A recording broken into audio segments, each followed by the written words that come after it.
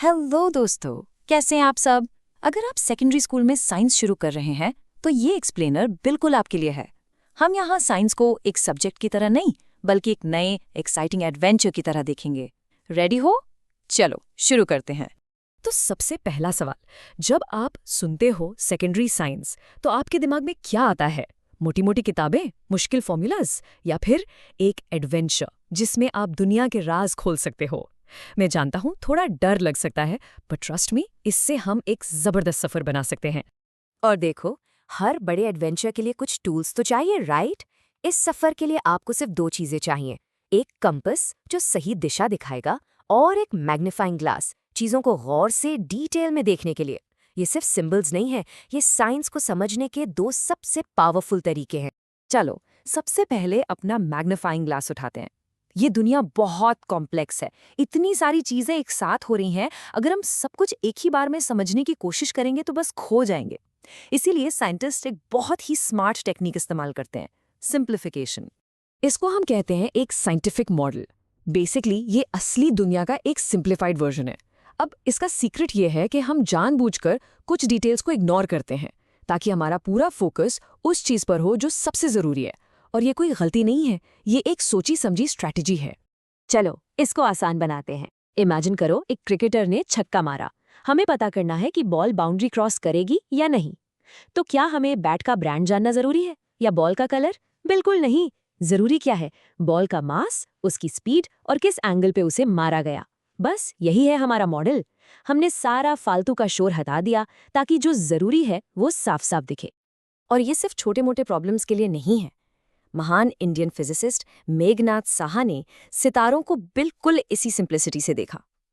उन्होंने हर एक एटम या रिएक्शन को मॉडल करने की कोशिश नहीं की। उन्होंने सितारों को गर्म गैस के गोले जैसा माना। और इस ब्रिलियंट सिंपल मॉडल से ही उन्होंने एक बहुत बड़ी खोज की, सितारों के रंग और उनके टेम्परेचर के बीच का कनेक्शन। ओके, तो हमने चीजों को सिंप्लीफाई करके देखना सीख लिया। अब टाइम है हमारे कंपास का, वो टूल जो हमें डायरेक्शन और क्लैरिटी देगा। साइंस में हम गोलमोल बातें नहीं कर सकते। हमें अपने आइडियाज को बिल्कुल साफ साफ प्रिसिजन के साथ बताना होता है, और उसके लिए साइंस की अपनी एक खास लैंग्वेज है। अपनी रोज की लाइफ में हम फोर्स और वर्क जैसे शब्द बहुत यूज करते हैं, जैसे यार मुझे फोर्स मत कर या आज बहुत काम है।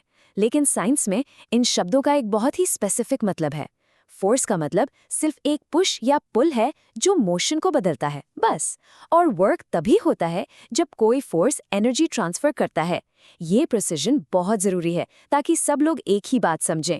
और अब आती है वो चीज जिसे कभी कभी डर लगता है, मैथ्स। पर टेंशन नहीं लेने का। जैसा कि ये स्लाइड कहती है, साइंस में इक्वेशन सिर्फ कैलकुलेशन के लिए नहीं होती। इन्हें छोटे पावरफुल सेंटेंसेस की तरह सोचो जो रिश्ते बताते हैं।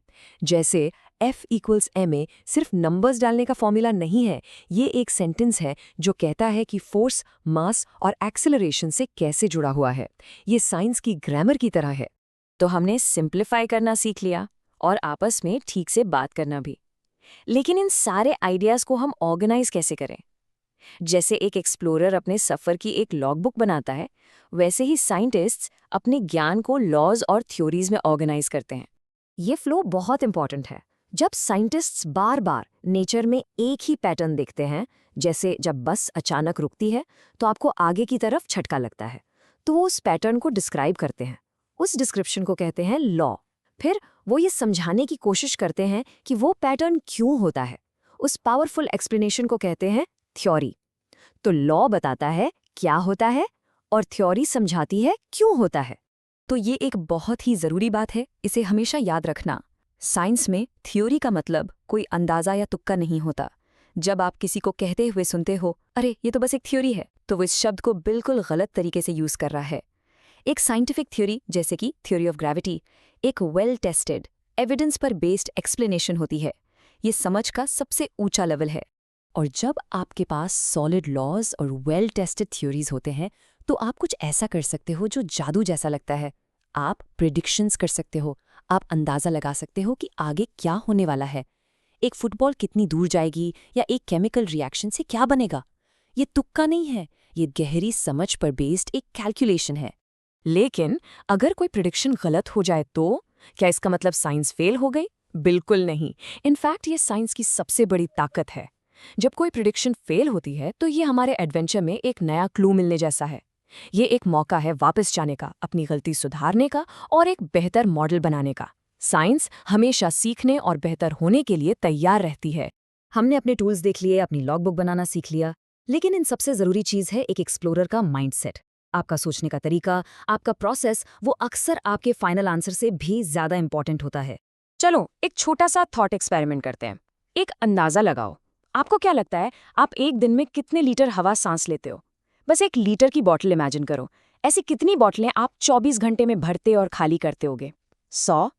500? सोचो सोचो। इसका जवाब है लगभग 10,000 लीटर्स। हाँ, 10,000।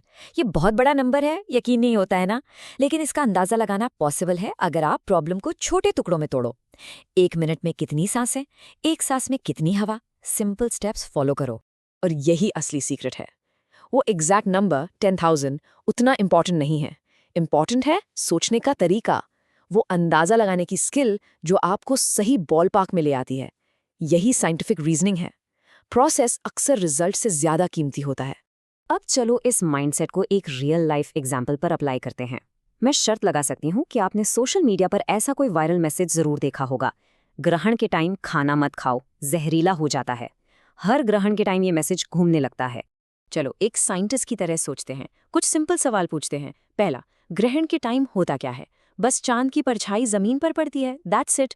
दूसरा सवाल, क्या सिर्फ परछाई में रहने से खाना खराब हो जाता है? मतलब अगर आप अपना डिनर टेबल के नीचे रख दो तो क्या वो जहरीला हो जाएगा? बिल्कुल नहीं। तो हम साफ देख सकते हैं कि इस बात का कोई सबूत नहीं है, बस सिंपल लॉजिक है। और यही इसकी सबसे बड़ी पावर है। आप बड़े होकर डॉक्टर बनो, आर्टिस्ट बनो या क्रिकेटर, ये सोचने का तरीका, सवाल पूछने की और सबूत ढूंढने की आदत हमेशा आपके काम आएगी। ये एक ऐसी लाइफ स्किल है जो आपको इन्फॉर्मेशन और मिस इन्फॉर्मेशन से भरी दुनिया में सही रास्ता दिखाती है। तो मैं आपको एक आखिरी सवाल के साथ छोड़ जाता हूँ। अपना नया कंपास और मैग्नीफाइंग ग्लास उठाओ और सोचो, आपकी अपनी लाइफ में ऐसी कौन सी एक चीज़ है, कोई आदत, कोई रूटीन या कोई बिलीफ, जिसे आप इस साइंटिफिक थिंकिंग से देखकर शायद, बस शायद, बेहतर बना सकते हो। Happy exploring.